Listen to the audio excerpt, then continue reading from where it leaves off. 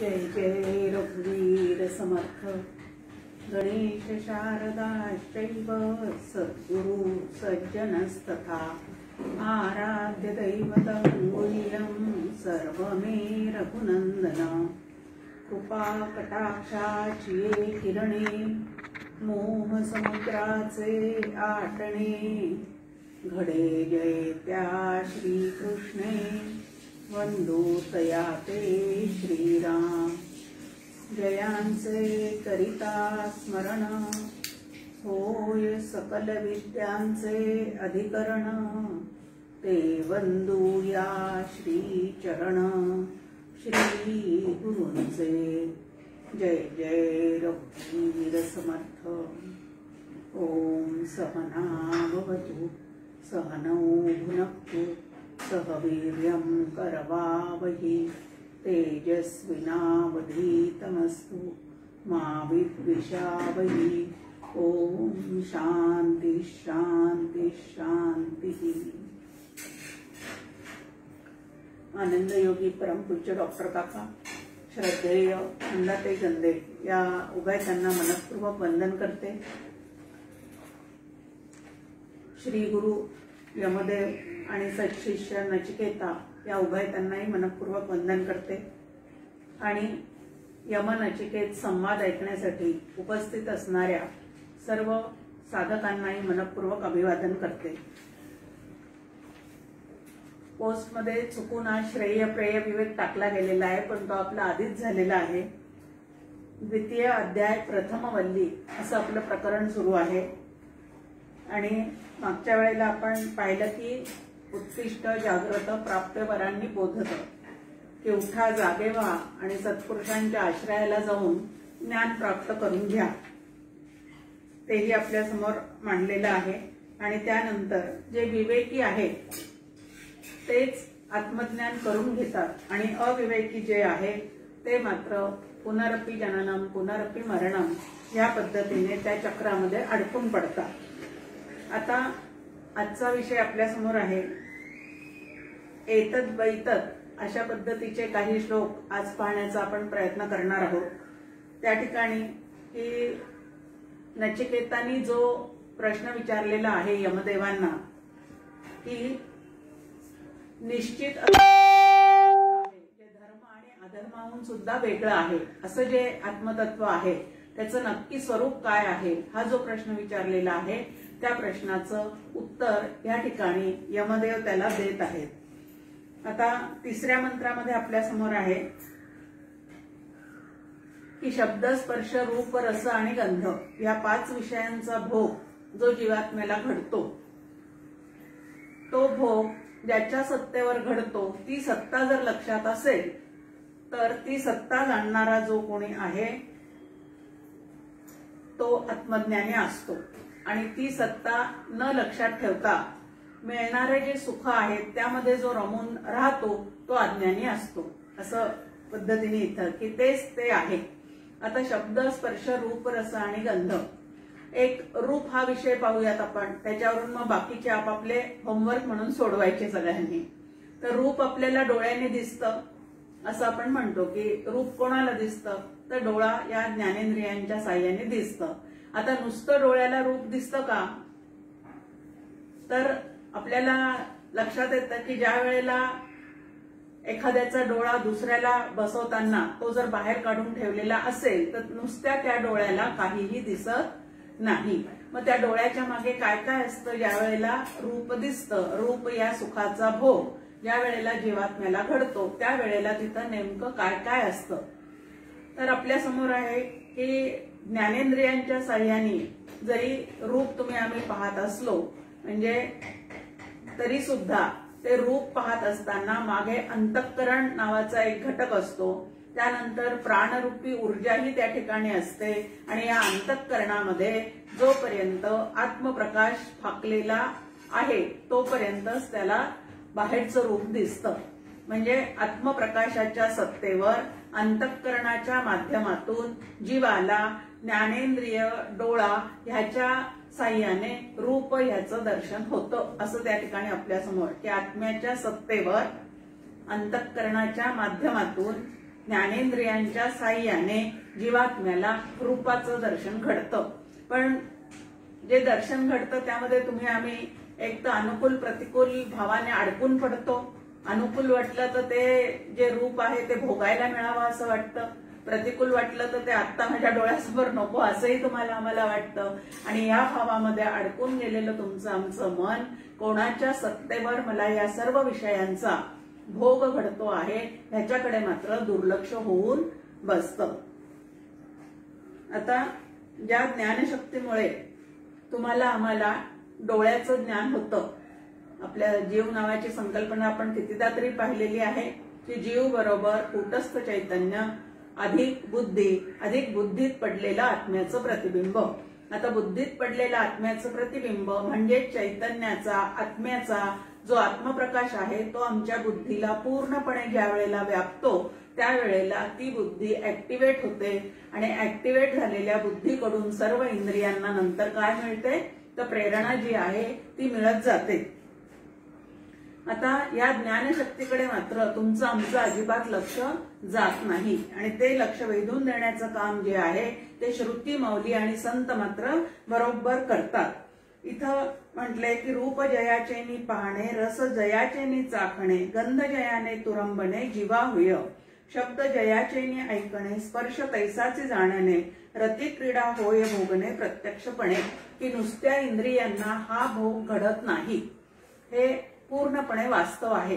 कारण इंद्रिये जी आहेत ती कशापासून बनलेली आहे तर पंचमहाभूतांच्या रजोगुणांपासून कर्मेंद्रिये, त्यानंतर त्याच्या सत्वगुणापासून ज्ञानेंद्रिये या गोष्टी घडलेल्या आहेत असं पंचकरण शास्त्र तुम्हाला आम्हाला सांगतं. आता पंचमहाभूत जे आहेत ते स्वरूपाने जड आहेत आणि जडाला स्वतःचंही ज्ञान होत नाही आणि इतरांचं ज्ञान सुद्धा त्याला करून घेता येत नाही. कारण जाणीव नावाची गोष्ट जी अंतःकरण सापेक्षतेने निर्माण होते ती मात्र त्या जडामध्ये नसते. कारण जडामध्ये अंतःकरण नसतं आणि म्हणून त्या ठिकाणी चैतन्याचं प्रकटीकरण अभिव्यक्ती जी आहे ती त्या ठिकाणी अजिबात होऊ शकत नाही. ह्या सगळ्या चिंतनातून लक्षात काय घ्यायचं की नुसत्या इंद्रियांना ज्ञान करून घेण्याची क्षमता नाही. तर आता मग नुसत्या अंतःकरणाला ज्ञान करून घेण्याची क्षमता आहे का? इंद्रिय नसेल आणि अंतःकरण सजग असेल म्हणजे डोळे मिटलेले आहेत पण अंतःकरणात जाणीव मात्र नक्की आहे. पण डोळे मिटलेले असतील तरी रूप तुम्हाला आम्हाला दिसणार आहे का? बाहेरचं रूप जे आहे तर ते त्यामुळे दिसणार नाही. मग आता शब्द स्पर्श रूप रसगंध यांचा जो भोग जीवाला घडतो त्या भोगाच्या मागे आत्म्याचा प्रकाश जो आहे तो तुमच्या आमच्या अंतःकरणामध्ये शरीरभर व्यापून असल्यामुळेच त्या भोगातून मिळणाऱ्या सुखाचा जो अनुभव आहे तो जीवाला येत चाललेला आहे. पण जीवाला मात्र गैरसमज झालेला आहे आणि विषयांमधून सुख प्राप्त होतं ते ज्ञानेंद्रियांना इंद्रियांना त्यांच्या माध्यमातूनच कळत जातं असं वाटतं. पण एक चैतन्याची सत्ता जर काढून टाकली तर त्या ठिकाणी कुठलाही भोग सुद्धा सुखाचा असू दे किंवा दुःखाचा असू दे कुठल्याही भोगाचा अनुभव त्या ठिकाणी येऊ शकणार नाही. तो आत्मा देहाचे अंतरी इंद्रिय सचेतन करी घडवी ज्ञान नानापरी साक्षीत्वाने. की आत्मा नावाचा जो प्रकाश आहे आत्मप्रकाश जो आहे त्याच्या सत्तेवरच आमचं अंतःकरण जे आहे ते स्फुरण पावायला सुरुवात होते आणि तोच आतमध्ये आहे. तो आमच्या इंद्रियांना जणू काही सचेतन करत राहतो. समर्थांची पण या संदर्भामध्ये एक छान ओवी आहे की आत्मा शरीरी वर्ततो आणि इंद्रिये ग्रामचेष्टवितो. की आमच्या सर्व इंद्रियांना जे काही ज्ञान होत चाललेलं आहे ते सगळं ज्ञान होण्याच्या मागे काय आहे तर आतमध्ये आत्मचैतन्य आहे आत्मप्रकाश आहे म्हणून ज्ञान होत चाललेलं आहे. आपुल्या विषयाचे मिळणी इंद्रिया होय बुझावणी तई प्रगटे आत्मा झणी आनंद रूपे. आता तुमच्या आमच्या ठिकाणी जो गैरसमज आहे की विषय प्राप्त झाले की सुखाचा अनुभव येतो पण त्यावेळेला नेमकं काय होतं हे श्रुती मौली आपल्याला या ठिकाणी समजून सांगते आहे की ज्या वेळेला विषय आपल्याला प्राप्त होतात आणि त्याविषयीची अनुकूलता चित्तामध्ये दाटते आणि असे अनुकूल वाटणारे विषय समोर येता क्षणी आणि त्यांचा भोग घडता क्षणी जे आपल्याला पाहिजे ते मिळालं या विचारातच अंतःकरण जे आहे ते काही काळ स्थिर होऊन जातं. आणि असं स्थिर असणाऱ्या अंतःकरणाला जो अनुभव येतो तो आत्मसुखाचा असतो, तो आतल्या आनंदाचा असतो. पण त्याला मात्र वाटत राहतं की हे बाहेरच्या विषयांनी दिलेलं आहे. जर बाहेरचे विषय आनंद देणारे असते तर एकच विषय एकाला अनुकूल आणि एकाला प्रतिकूल वाटला नसता. सगळ्यांना त्या त्या विषयापासून तसाच आनंद मिळाला असता. पण व्यवहारामध्ये मात्र ते आपण बघतो की एकाला एक आवडतं तर दुसऱ्याला ते अजिबात आवडत नाही. मग विषयांमध्ये काय नाहीये तर पूर्ण सुख देण्याचं सामर्थ्य नाही. मग हे सामर्थ्य कोणाचे, हे सुख जे आहे ते आम्ही भोगतो ते कशाच्या सत्तेवर भोगतो तर सुखरूप असणारा आत्मा तुमच्या आमच्या आतमध्ये आहे. आणि म्हणून त्याचाच अनुभव विषयाच्या निमित्ताने ज्या वेळेला अंतःकरण काही काळ स्थिर होतं त्यावेळेला तो आत्मानंद जो आहे तो जणू काही आतमध्ये प्रगट होतो. म्हणून इंद्रिये अचेतन तया आत्मा अधिष्ठान जये जीवा होय ज्ञान पराधीन. की इंद्रियांना आत्म्याचं अधिष्ठान असतं त्याच वेळेला ते कार्यरत होतात आणि जणू काही सचेतन झाल्यासारखे विषयांचा भोग घेतात. पण तो भोग इंद्रियांना होत नसून जीवात्म्याच्या ठिकाणी निर्माण होतो आणि जीवात्मा ते भोग इंद्रियाकडून मिळाला असा त्या ठिकाणी त्याला गैरसमज निर्माण करून घेतो. वास्तविक पाहता तो जो आनंद आहे तो त्याला मिळालेला आनंद हा आत्मस्वरूपाचाच असतो, कारण त्यावेळेला अंतःकरण स्थिर झालेलं असतं. एक उदाहरण दिलेलं आहे या ठिकाणी की हा आत्मा तुमच्या आमच्या आतमध्ये कशा पद्धतीने असतो. त्यासाठी एक उदाहरण इथे दिलेलं आहे की एखादा लोखंडाचा गोळा आहे आणि तो लोखंडाचा गोळा जर अग्नीवर तापवलेला असेल, आता अग्नीने तापल्यामुळे तो लालबुंद झालेला आहे. आता प्रत्यक्षात तो अग्नीच्या जवळ अजिबात नाही, पण तो तापलेला गोळा जर बाजूला ठेवलेला असेल आणि कोणाचा जर त्याला कळत न कळत हात लागला तर त्याला तो चटका बसतो. आता तो चटका त्या लोखंडाच्या गोळ्याने दिलेला आहे का त्या अग्नीने दिलेला आहे? विचार जर आपण केला तर त्या ठिकाणी लोखंडाच्या त्या गोळ्यामध्ये सुद्धा पूर्णपणे काय भरलेला आहे तर अग्नीनेच तो लोखंडाचा गोळा पूर्णपणे व्यापलेला आहे. आणि तिथं तो व्यापलेला असला तरी प्रत्यक्ष मात्र तिथं अग्नी नाही. तसं प्रत्येक भोगकाळी आत्म्याच्या सत्तेवर जीवात्म्याला सुखाचे जरी भोग होत असले तरी त्या ठिकाणी आत्मा जो आहे तो साक्षी भावानी असतो. म्हणजे प्रत्यक्ष त्यामध्ये नसतो पण साक्षी भावानी मात्र त्या ठिकाणी असतो. चाळाविता आपुले विषय आत्मा जाणविता होय साक्षीत्वाने. मग त्याप्रमाणे इथं म्हटलेलं आहे की अचेतन इंद्रियांना आपले विषय मिळतात त्यावेळेला साक्षी रूपाने असलेला आत्माच त्यांच्या अनुभवाचे ज्ञान करून देतो. म्हणजे सर्व अनुभवाच्या मागे कुठलं तत्व आहे तर आत्मा नावाचं तत्व आहे. ते जर नसेल तर तुम्हाला आम्हाला कुठल्याही तऱ्हेचा अनुभव येणं शक्य नाही. म्हणून प्रत्येक अनुभवाच्या मागे जर आत्मा नावाचं तत्वच व्यापून राहिलेलं आहे म्हणजे असंख्य जीवांना असंख्य येणाऱ्या अनुभवाच्या मागे ते आत्मतत्वच जर आहे तर ते आत्मतत्व जाणत नाही असं काही असू शकतं का? असा एक इथं प्रश्न उपस्थित केलेला आहे की प्रत्येकाच्या प्रत्येक अनुभवाच्या मागे आत्मसत्ताच आहे. ह्याचाच अर्थ आत्मसत्ता पूर्णपणे व्यापून असलेलं असं एक तत्व आहे आणि त्याच्या सत्तेवर सर्व जीवांना सर्व तऱ्हेचे अनुभव घेण्याचं सामर्थ्य प्राप्त होतं. म्हणजेच तो आत्मा जणू काही सर्वत्र काय करत आहे तर व्यापून राहिलेला आहे आणि त्याला माहित नाही असं काहीही नाही.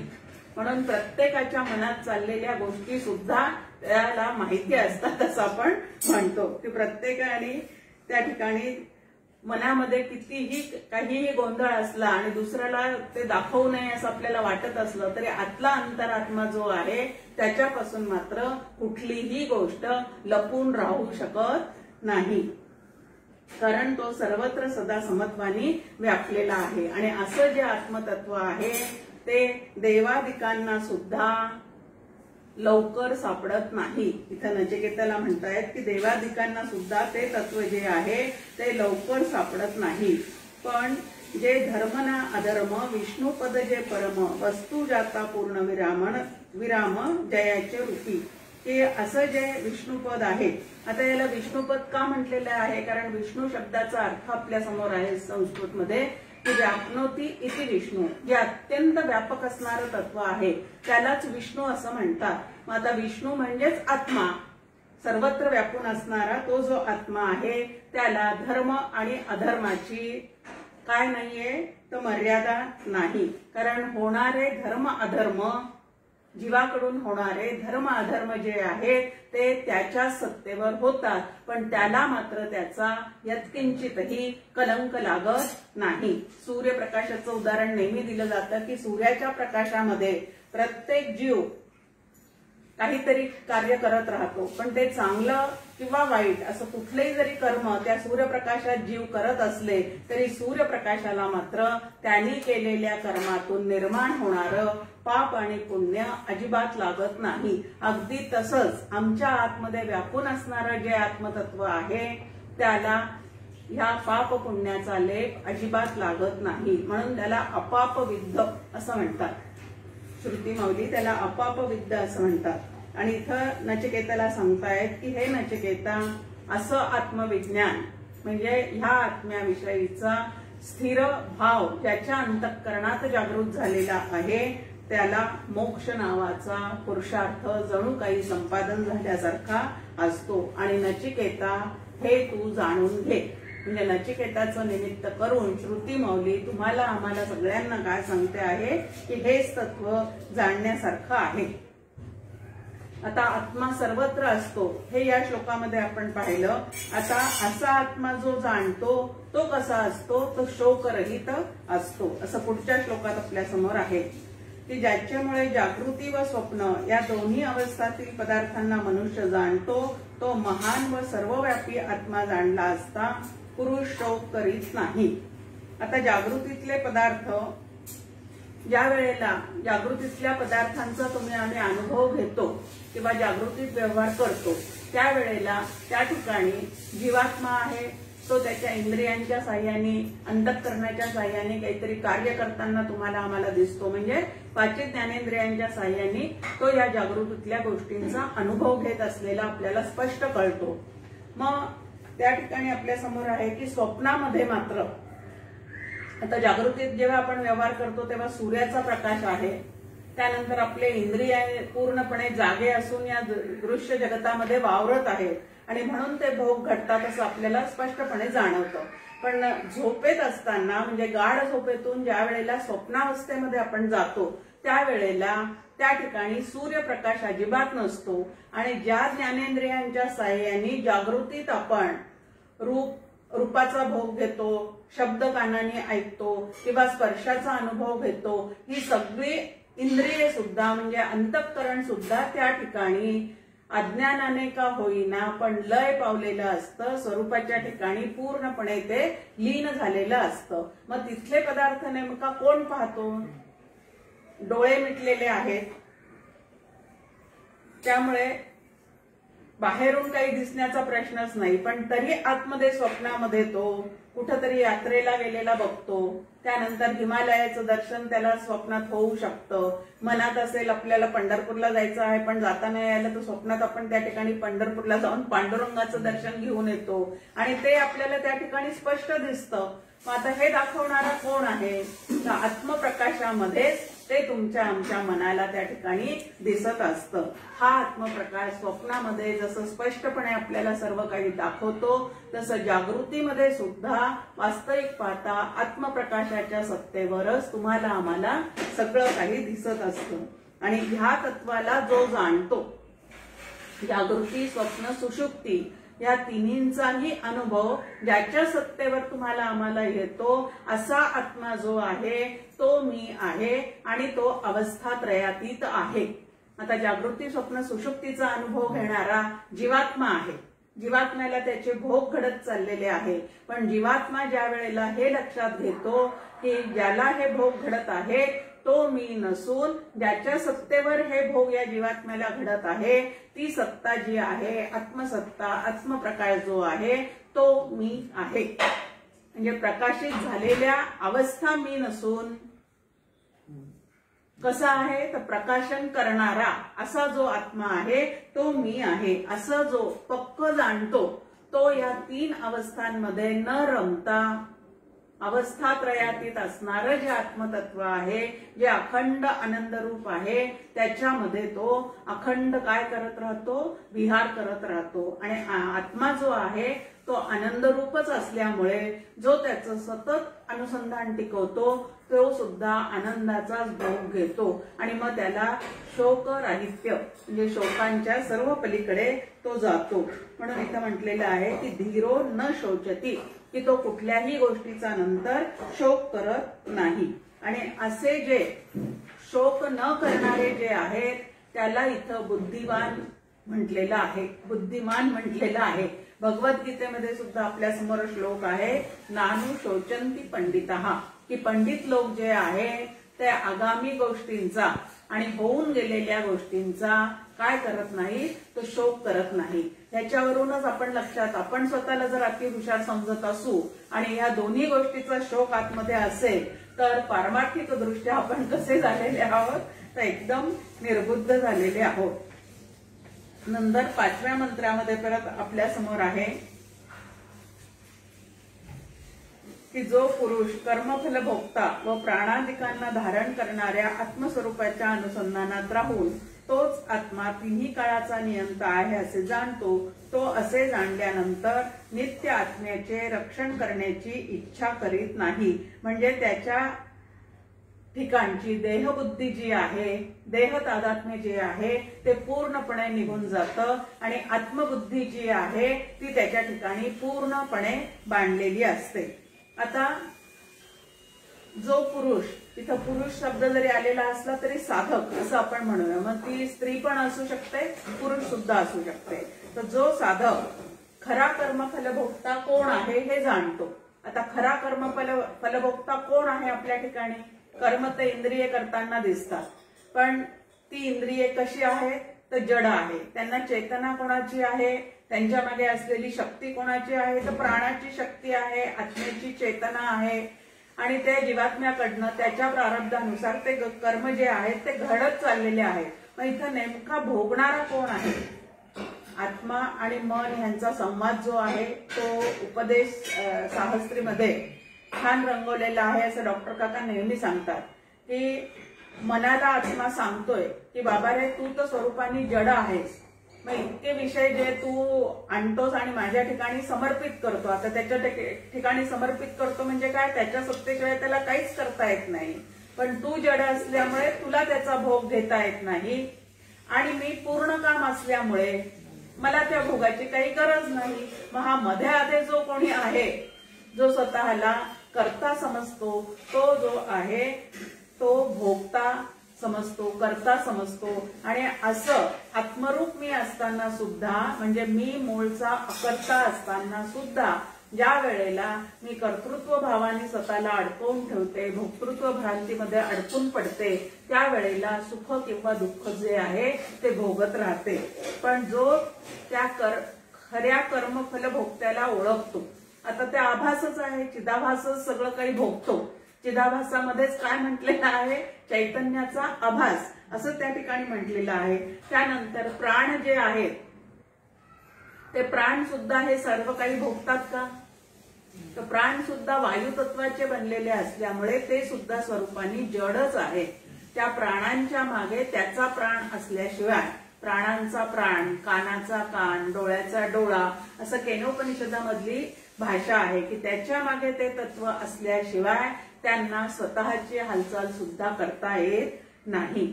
आपण पाहतो की आपल्याला असं वरवर पाहता वाटतं की प्राण आहेत तोपर्यंत सगळं चाललेलं आहे. आता तेही बरोबर आहे की त्याच्यामुळे हालचाल होते, पण त्याच्या मागे जर चैतन्याची शक्ती नसेल तर या प्राणांना सुद्धा काहीही हालचाल करता येत नाही.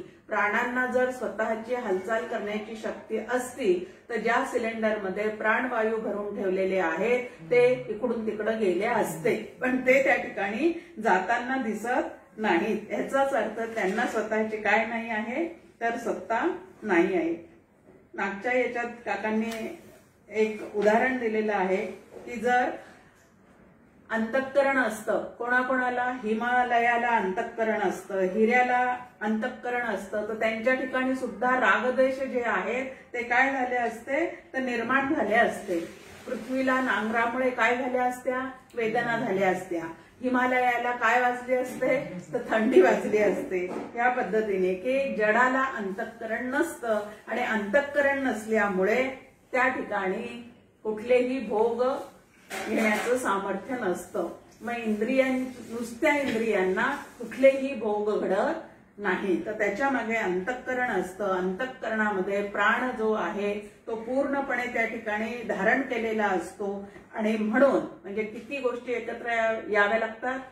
आत्मा आहे, त्यानंतर प्राणाची ऊर्जा आहे, त्यानंतर अंतःकरण आहे आणि हे सगळं सुव्यवस्थित आहे, त्यावेळेला त्या माणसाला सर्व तऱ्हेचे भोग घडतात। नाही तर कोमात गेलेल्या माणसांचे प्राण चालू असतात पण जाणीव नावाची गोष्ट जी आहे ती त्या ठिकाणी नसते। बेशुद्ध पडलेल्या माणसांचे सुद्धा प्राण चालू असतात पण तरी सुद्धा त्यांना बाहेरचं काहीही कळत नाही। अत्यंत गाढ झोपलेल्या माणसाचे सुद्धा प्राण चालू असतात पण तरी बाहेर काय चाललेलं आहे ते त्या ठिकाणी त्याला कळत नाही। म्हणून या तिन्ही गोष्टी ज्या वेळेला सुव्यवस्थितपणे एकत्रित असतात त्यावेळेला सर्व भोग जे आहेत ते त्या संघाताला प्राप्त होतात। आता या संघातांना चालवणारा कोण आहे, तो खरा भोक्ता आहे। जो चालवणारा आहे तो खरा भोक्ता आहे, तो नियंता आहे। मग त्याला ईश्वर असं म्हटलेलं आहे। जीवाच्या ठिकाणी ज्या कर्मफळांचा भोग त्याला घडतो तो भोग देणारा, त्याचं नियमन करणारा कोण आहे तर ईश्वर आहे। ईश्वर नियामक आहे, जीव नियंता आहे, नियम्य आहे आणि त्याच्या ठिकाणी सगळे भोग सुरू आहेत, पण ते देणारा कोण आहे तर ईश्वर आहे असं म्हटलेलं आहे। सुखदुःखाचे भोग जो आहे तो नियंता म्हणून ईश्वर त्या ठिकाणी घडवितो। आता ईश्वर सुखदुःखाचे भोग देतो म्हणजे तो कुठल्या जीवाला सुख किंवा दुःख देतो का? एक नेहमीच आहे आपल्या ठिकाणी, सुख झालं तर ते मी माझ्या प्रयत्नाने मिळवलेलं आहे आणि दुःख जर झालं तर ते मात्र दुसऱ्यांनी दिलेलं आहे, ईश्वरांनी दिलेलं आहे। ते आमच्याच नशिबात असं आयुष्यभर देवाचं नाव घेत नाही, पण अचानकपणे जर आपल्या जवळची व्यक्ती गेलेली असेल तर माझ्याच नशिबात असं का, देवाने माझ्याच बाबतीत असं का केलं, या पद्धतीचे प्रश्न जे आहेत ते त्यांच्या मुखातून बाहेर पडताना आपल्याला दिसतात। पण ईश्वर आपल्या कर्माचे पुरावे त्याच्याजवळ जसे असतात त्याप्रमाणे सुख दुःख जे आहे ते तुमच्या आमच्या वाट्याला येतात। प्रारब्ध हे त्याची व्यवस्था आहे आणि ते प्रारब्ध माझ्याच कर्मातून निर्माण झालेलं असल्यामुळे इतर कोणालाही दोष देऊ नये।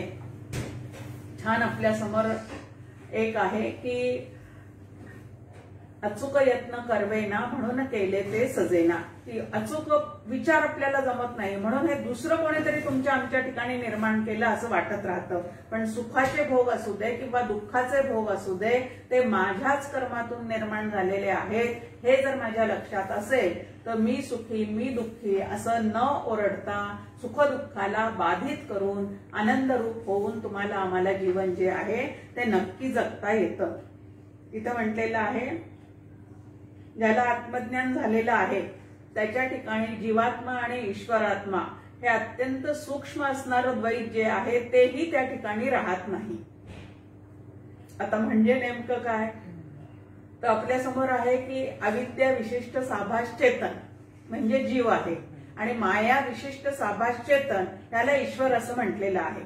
आता जीव जो आहे तो अविद्येने अडकलेला आहे, ईश्वर जो आहे तो मायेने जणू काही बद्ध झालेला आहे आणि हे दोन्ही सुद्धा आभासिक आहे। एकाचं प्रतिबिंब मायेत पडलेलं आहे आणि एकाचं प्रतिबिंब अविद्येत पडलेलं आहे। विवेक सिंधूमध्ये स्वामी म्हणतात त्या ठिकाणी की हे दोन्हीही एकाच परब्रह्माचे दोन प्रतिबिंब आहेत, पण दोन आरसे त्या ठिकाणी वेगळे वेगळे आहेत। एकाला अविद्येच्या आरशात जीवात्मा म्हणून निर्माण झालेला आहे आणि दुसरा जो आहे तो मायारूपी आरशामध्ये ईश्वरात्मा म्हणून निर्माण झालेला आहे. पण तत्व जे आहे दोन्हीमध्ये व्यापून असलेलं ते मात्र आत्मतत्व ब्रह्मतत्व जे आहे ते पूर्णपणे एकच आहे. छोटस एक आपल्याला अजून उदाहरण घेता येतं की आता तुकाराम महाराजांनी 4,500 अभंग रचलेले आहेत आणि आपल्याला एखाद्या कवितेचं स्फुरण झालेलं आहे. आता इथं तुकाराम महाराजांना ईश्वर समजा आणि आपण जीवात्मा आहोत असं समजूयात. आता त्यांना 4,500 अभंगांचं जे स्फुरण झालेलं आहे ते कशाच्या सत्तेवर झालेलं आहे? चैतन्याच्या सत्तेवर झालेलं आहे. आणि आपल्या ठिकाणी एकाच अभंगाचं स्फुरण झालेलं आहे पण ते कशाच्या सत्तेवर झालेलं आहे? चैतन्याच्या सत्तेवर झालेलं आहे. मग आता बाहेरचा जो तपशील आहे 4.5 आणि 1 याच्यामध्ये खूप तफावत आहे पण दोन्हीही निर्माण होताना कशाच्या सत्तेवर झालेले आहे? तर आत्म्याच्या सत्तेवरच झालेले आहे. अशी आत्म्याची सत्ता ईश्वराच्या ठिकाणी आणि जीवाच्या ठिकाणी एकच आहे. आता संपूर्ण सृष्टीची निर्मिती करणे, उत्पत्ती स्थिती लय करणे हे तो चैतन्याच्या सत्तेवरच करतो आणि आम्ही आमच्या प्रपंचामध्ये जे काही करतो ते कशाच्या सत्तेवर करतो? चैतन्याच्या सत्तेवरच करतो. आणि अशी चैतन्याची आत्म्याची सत्ता ज्याने ओळखलेली आहे त्याच्या मनामध्ये जीवात्मा आणि ईश्वरात्मा हाही भेद त्या ठिकाणी राहत नाही. म्हणजे विचारांच्या साह्याने तोही भेद त्याचा निवृत्त झालेला असतो पण मार्गाधारे वर्तावे म्हणून तो ईश्वराचं पूजन जे आहे ते मात्र करताना आयुष्यभर दिसतो. पण तरी त्याचं ते काय झालेलं आहे? त्या ठिकाणी पूर्णपणे द्वैत जे आहे ते निघून गेलेलं असतं. नुरे द्वैत भयाची व्यथा आळूमाळूही. आणि काय आहे की जोपर्यंत तो आणि आम्ही वेगळे आहोत तोपर्यंत जीवनामध्ये प्रतिकूल घटना आल्या, कुठं खूप अपघात झाले, खूप दुःखाचे प्रसंग आले की लगेच त्याच्या प्रार्थनेकडे आम्ही काय करतो? धाव घेतो. कारण त्या ठिकाणी द्वैत आहे की तो सगळं करणारा आहे आणि मी कुठेतरी चुकणारा अल्पज्ञ असणारा असा जीवात्मा आहे. परंतु ज्याच्या ठिकाणी हा भेद सुद्धा जीव शिव हा भेदही ज्याच्या ठिकाणी पूर्णपणे निवृत्त झालेला आहे त्याला मात्र उपासनेचे प्रार्थनेचे सुद्धा कष्ट करण्याचं काम पडत नाही. शेवटी म्हटलं तरी ते सुद्धा कष्टच आहेत. तिथं सुद्धा कष्टच आहेत की मनाला जाणीवपूर्वक तिकडे वळवावं लागतं, लावावं लागतं. पण इथं की ते द्वैत सुद्धा जीवेश्वर एकता, जीव आणि शिव हे दोन्हीही एकच आहेत. म्हणजे कशा पद्धतीने एक आहे? तर चैतन्याच्या सत्तेच्या दृष्टिकोनातून विचार केला तर एकच आहे. दुसरं एक उदाहरण आपल्याला पाहता येतं की एखाद्या घरामध्ये पणजोबा पण आहेत आणि नातू पण आहेत. आता ते दोघं जण दोन व्यक्ती म्हणून वेगळे जरी दिसत असले तरी कुळ दोघांचं काय आहे? एकच आहे. त्या कुळाच्या दृष्टिकोनातून विचार केला तर एकाच कुळातले ते सगळेजण आहेत. तसंच इकडे विचार सुद्धा करता येतो. आणि दोन मी एक झाल्यानंतर प्रार्थना करणे किंवा त्याला अळवणे याही गोष्टीची वास्तविक पाहता गरज राहत नाही. आता ही जीवनमुक्ताची असलेली अवस्था आहे. आपण आधीपासूनच ते सोडून देऊ नये.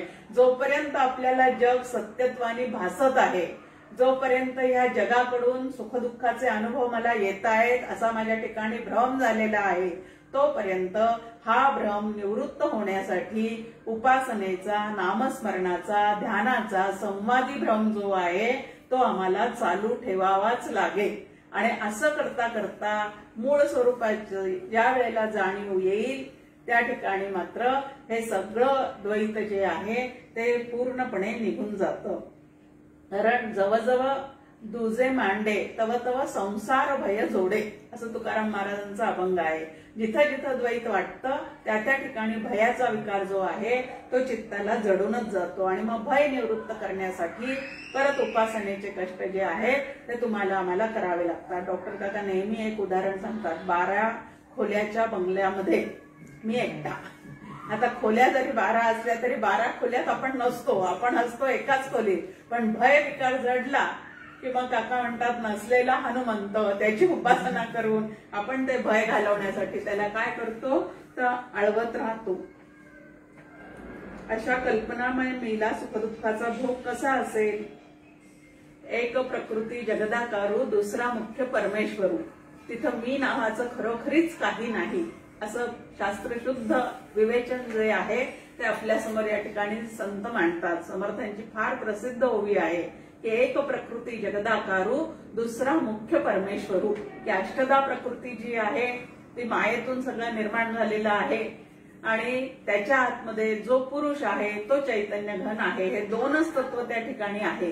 मग मी जो अंतःकरणाला भासतो तो काय आहे? तर निव्वळ तो आभास आहे. आणि हे ज्याच्या लक्षात आलेलं आहे तो त्या आभासिक मीच्या ठिकाणी निर्माण झालेले सुखदुःख स्वतःवर कशासाठी ओढवून घेणारच नाही. खऱ्या मीचं ज्ञान ज्या वेळेला होईल त्यावेळेला आभासिक मीचं म्हणजे जीवात्म्याच्या ठिकाणी निर्माण होणारे सुख दुःख जे आहे त्याचा माझा वास्तविक पाहता काहीही संबंध नाही असं लक्षात ठेवून आलेले सुख दुःख जे आहे ते पूर्णपणे उडवून लावण्याचं सामर्थ्य या श्रुती माऊलींनी दिलेल्या विचारांमध्ये नक्की आहे. पण त्या प्रसंगी ते विचार जर आठवले तर म्हणजे यूज द सिस्टीम केली तर जर त्या ठिकाणी ते विचार आठवले तर आम्हाला त्याच्यातून नक्की सुटता येण्यासारखं आहे. आयशा मीची या आभासा सुखदुःख भोगतो कैसा आणि रागद्वेषा पैसा चिरा पडे.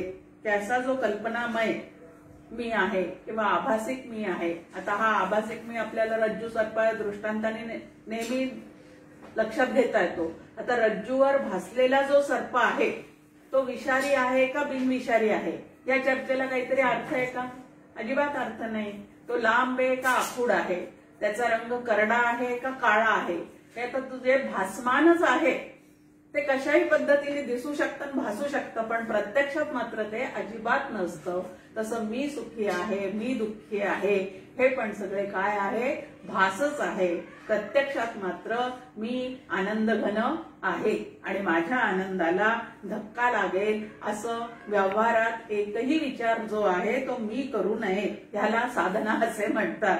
साधनेची एक छान व्याख्या या ठिकाणी आपल्या समोर येऊन जाते आणि असं म्हटलंय या ठिकाणी की असं जो स्वतःच्या खऱ्या मीला म्हणजे कूटस्थ रूप मीला जो ओळखतो तो सुखदुःखांचे भोगही भोगत नाही आणि मग त्या द्वैतच निर्मूलन झाल्यामुळे कोणाविषयी राग किंवा द्वेष सुद्धा त्याच्या चित्तामध्ये अजिबात उमटत नाही. आता अजिबात उमटत नाही हे तरी किती सत्य असेल? गाजर गवतासारखं ते अनेक जन्माचे संस्कार असल्यामुळे कधीतरी मनामध्ये तुरळकपणे का होईना पण उमटून जातील. पण ज्या ठिकाणी साधक म्हणून मी जागा आहे त्या ठिकाणी ते निर्माण झालं की त्याचा माझा काहीही वास्तविक पाहता संबंध नाही हे लक्षात ठेवून रागाच्याही मागे अंतःकरण धावणार नाही आणि द्वेषाच्या मागे सुद्धा धावणार नाही. असं स्थिरपणाने आत्मस्वरूपी राहील. त्यावेळेला द्वैताचा अनुभव त्या ठिकाणी काय झालेला आहे? मग राग द्वेषांचा बाध. आणि डॉक्टर काका नेहमी आपल्याला सांगतात सगळ्यांना की बाध समाधीकडे आम्ही जास्ती लक्ष दिलं पाहिजे. नाहीतर ते माझ्या मनामध्ये उमटूच नयेत आणि मग उमटत गेले साधना करता करता जर आपल्या लक्षात येतं की ते अजूनही आपल्या अंतःकरणात उमटतायत तर साधक लगेच नाराज होतो. मला काही जमलं नाही मग स्वतःला ताडण करायला लागतो. म्हणून असं न करता आधी तर रागद्वेष कमी करण्याचाच प्रयत्न करायचा आहे. पण कमी केल्यानंतर आणि साधना चालू असतानाही जर अधूनमधून ते कुठंतरी अंतःकरणाच्या कोपऱ्यात कुठंतरी जर जाणवत असतील तर त्या ठिकाणी स्वतःला ताडण न करता त्याचा बाध करणे आणि त्याच्या मागे आपण न धावणे ह्याला साधना असे म्हणतात. नंतर म्हटलेलं आहे की असं द्वैतभाव ज्याच्या चित्तातून पूर्णपणे निघून जातो त्याच्या चित्तामध्ये नंतर काही जपून ठेवावं किंवा काही टाकून द्यावं हवं नको पण जे आहे तेही त्याच्या ठिकाणचं निवृत्त होऊन जातं. नाही तर सगळं जीवन तुमचं आमचं हवे नकोपणामध्ये चाललेलं आहे आणि हा स्वभावामध्ये आवड नावड जितकी जास्त तितका तो आग्रही आणि जितका आग्रही तितका स्वतःही दुःखी होतो आणि इतरांना सुद्धा दुःख देतो. आता अनुकूल प्रतिकूल भाव जीवाच्या आतमध्ये कशाच्या मुळे निर्माण होतात? अंतःकरणामुळे निर्माण होतात. अंतःकरण जे आहे ते कसं आहे? आभासिकच आहे. अंतःकरण तरी हातात घेऊन कोणाला दाखवता येत आहे का? अजिबात दाखवता येत नाही. त्याची फक्त आतमध्ये जाणीव आहे. वृत्तीच्या साह्याने त्याची जाणीव निर्माण मात्र आतमध्ये होते. पण ती सुद्धा कशी आहे? एखादी गोष्ट आज मला आवडत नसली तरी कालांतराने ती आवडायला लागते. हा अनुभव आपल्या ठिकाणी आहे. किंवा लहानपणी एखादी गोष्ट खूप आवडत असेल तर नंतर त्याविषयी नावड सुद्धा उत्पन्न होते. म्हणजे आवड किंवा नावड, हवेपण किंवा नकोपण हे सुद्धा कायमस्वरूपी नाही. आणि जे कायमस्वरूपी नसतं, परिवर्तनशील असतं ते मिथ्या असतं. आणि जे मिथ्या आहे त्याचा विचार आणि चित्तातून काय करायचं आहे? तर त्यागच करायचा आहे. त्याला टाकूनच द्यायचं आहे. आणि म्हणून जो या पद्धतीचा अभ्यास करतो त्याचं हळूहळू हवे नकोपण सुद्धा म्हणजे स्वभावातला आग्रहीपणा जो आहे तोही त्याचा कमी कमी होत जातो. कशापासून रक्षण करावं असंही नाही, कारण सर्वत्र सदा समत्वानी व्यापलेलं असलेलं आत्मचैतन्य हाच त्याच्या चिंतनाचा विषय झाल्यामुळे कशाकडे धावू नये असंही नाही आणि कशापासून आवरावं असंही नाही. म्हणजे तो वाटेल तसा वागतो असं आहे का? प्रश्न निर्माण होतात या ठिकाणी. तर तो वाटेल तसं वागतो असंही नाही. पण आग्रहीपणा जो स्वभावातला आहे, हवं नकोच ह्या ज्या गोष्टी आहेत त्या मात्र त्याच्या चित्तातून नक्की निघून जातात. तुझे विचारिले माते आत्मस्वरूप हे चिते भुलवी देवाधिकाते जे नचिकेता. की तू जे देवांनाही कोडे घालणारं ज्ञान मला विचारलेलं आहेस. आधी तर यमदेव त्याला हे काही विचारूच नको, सांगायला अतिशय अवघड आहे आणि समजून घ्यायला त्याहून ते काय आहे? अवघड आहे असंच म्हणत होते. मग इथं ते म्हणतात की ते जे आहे ते हेच तत्व आहे की जिथं हवे पण नाही, जिथं नको पण नाही, जिथं सुखदुःखांचा भोग सुद्धा घडत नाही, असं जे तत्व आहे तेच आत्मतत्व आहे आणि तेच तुम्ही आम्ही जाणून घेतलं पाहिजे. आता पुढच्या याच्यात जो आप इत्यादी भूतांच्या अगोदर जन्माला आलेला आहे व जो पहिल्या तपापासून उत्पन्न झालेला आहे हिरण्यगर्भ, त्याला जो मुमुक्षू बुद्धिरूप गुहेत भूतांसह स्थित असलेला पाहतो तो ब्रह्मच जाणतो. निश्चित हेच ब्रह्म आहे. एतद्वैतत असं हेच ते ब्रह्म आहे असं सांगणारे श्लोक आपण पाहतो आहोत. आता या ठिकाणी एकदम आपाचा उल्लेख केलेला आहे. म्हणजे आकाश, वायू, त्यानंतर अग्नी, आप आणि पृथ्वी. तर या ठिकाणी आपाचा त्यांनी उल्लेख केलेला असला तरी सुद्धा ही संपूर्ण पृथ्वी निर्माण होण्याच्या आधी, संपूर्ण भूतसृष्टी निर्माण होण्याच्या आधी, हे 5 महाभूत निर्माण होण्याच्या आधी ते तत्व जसंच्या तसंच आहे. छांदोग्य उपनिषदाची सुरुवातच आपल्या समोर आहे की सत एव सौम्य इदम अग्र असित. की हे सगळं जे दिसतंय त्याच्या पूर्वीपासून असं असणारं ते तत्व आहे. मग तेच तत्व तुमचा आमचा देह निर्माण होण्यापूर्वीपासून आहे. देह निर्माण होऊन काही कार्य करताना दिसत आहे तरीही ते आहे. आणि आमचा देह मृत्यूपंथाने जाईल तरी सुद्धा ते तत्व जसंच्या तसंच आहे. आणि इथं म्हटलंय की हिरण्यगर्भ रूप. आता हे हिरण्यगर्भ रूप म्हणजे काय आहे? तर सृष्टी निर्माण करण्यापूर्वी ब्रह्मदेवानी तप केल्यानंतर त्या तपापासून जे उत्पन्न झालेलं हिरण्यगर्भ, म्हणजे त्याला कुठं प्राणही म्हटलेलं आहे, कुठं त्या हिरण्यगर्भही असं म्हटलेलं आहे. या हिरण्यगर्भालाच ईश्वराचं मन अशी सुद्धा एका ठिकाणची भाषा आहे. तर हे जे सगळं आहे त्या अंतरात्म्याच्या ठिकाणी आहे. हे जो जाणतो, जो मुमुक्षू बुद्धिरूप गुहेत भूतांसह स्थित असलेला पाहतो. आता त्यांनी निर्माण केलं आणि त्यात तो प्रविष्ट झाला. मग जेवढे भूत त्यांनी निर्माण केलेली आहे, जेवढी नामरूपात्मक सृष्टी त्यांनी निर्माण केलेली आहे त्याच्यामध्ये तो प्रविष्ट झालेला आहे असा जो ईश्वराला पाहतो. आता एक नवीन साधन आपल्या समोर की ज्या ज्या स्थळी हे मनजाय माझे त्या त्या स्थळी हे निजरूप तुझे. या पद्धतीने साधना करण्यासाठी ह्या पद्धतीने जो पाहायला शिकतो सर्व भूतांमध्ये. आता वास्तविक पाहता आत्मस्वरूपाच्या ठिकाणी कुठलंही भूत नाही, म्हणजे कुठलेही 5 महाभूत त्या ठिकाणी निर्माण झालेले नाही. तर ते कसे आहेत? तर आभासिक आहे. पण आभासिक असून सुद्धा या आभासिक गोष्टीमध्ये सुद्धा तोच परमात्मा पूर्णपणे व्यापून राहिलेला आहे असं जो पाहतो त्याला सर्वत्र आनंदाची सृष्टी होऊन जाते. आनंदाचे डोही आनंद तरंग, आनंदाची भावे आनंद तरंग, आनंदाचे डोही आनंद तरंग, ह्या पद्धतीने तो सर्वत्र पाहतो. आता सृष्टीच्या दृष्टिकोनातून जर विचार केला तर सृष्टी निर्मितीचा संकल्प कोणाला झालेला आहे? परब्रह्माच्या ठिकाणीच झालेला आहे. मग ज्याच्या ठिकाणी संकल्प निर्माण झालेला आहे त्याच्यामधूनच हे जर सगळं निर्माण झालेलं आहे तर ते तद्रूपच नाहीये का? ह्या पद्धतीचा विचार करून आता घर बांधण्याचा संकल्प माझ्या मनामध्ये निर्माण होतो, त्यानंतर ते पूर्ण कार्य आम्ही पूर्ण करतो घर बांधण्याचं. मग आता त्या सगळ्या घराला आपण माझं घर म्हणतो की नाही?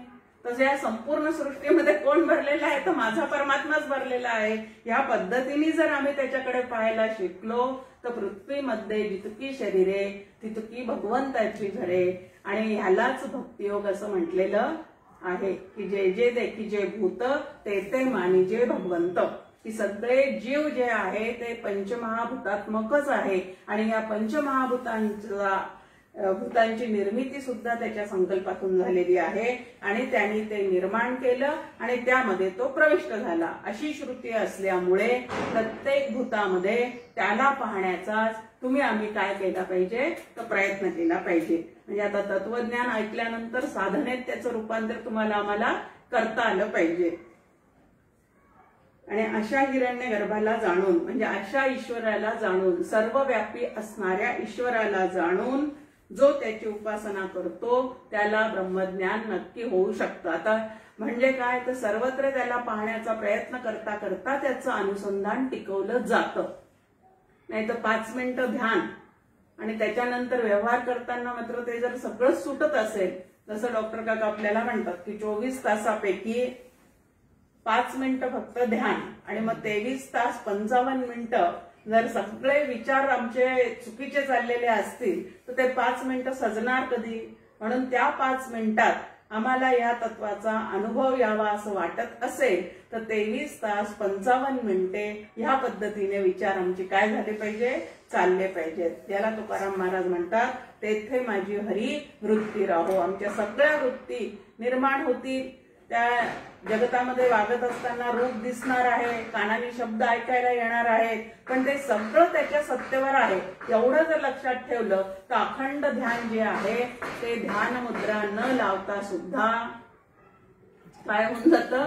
तर ध्यान मुद्रा न लावता सुद्धा ते ध्यान साधलं जातं. एकाला डॉक्टर काकांनी प्रश्न विचारला होता की ब्राह्ममुहूर्तावर ध्यान करावं असं सगळ्या ठिकाणी ऐकण्यात येतं, सांगण्यात येतं. ब्राह्ममुहूर्ताला आपण उठून बसावं, ध्यानाला बसावं तर लगेच थोड्या वेळामध्ये शेजारच्या झाडावर कावळ्यांची कावकाव सुरू होते आणि आवाज जे आहेत ते कानावर पडत राहतात. मग अशा वेळेला ते ध्यान लागेल कसं? त्यावेळेला काकांनी त्या ठिकाणी उत्तर दिलेलं आहे आणि ते उत्तर आहे की त्याची कावकाव कोणाच्या सत्तेवर चाललेली आहे आणि ती कावकाव माझ्या कानाला कोणाच्या सत्तेवर ऐकू येते आहे?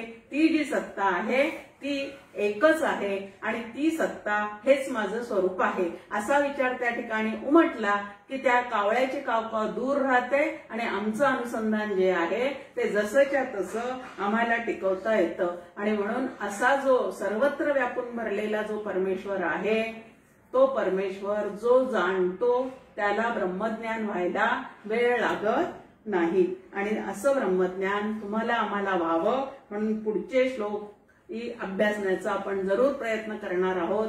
पण पुढच्या मंगळवारी आपल्याला कठोपनिषदाला सुट्टी द्यावी लागणार आहे कारण मला परत प्रवचनाच्या निमित्ताने गावाला जायचं आहे. जय जय रघुवीर.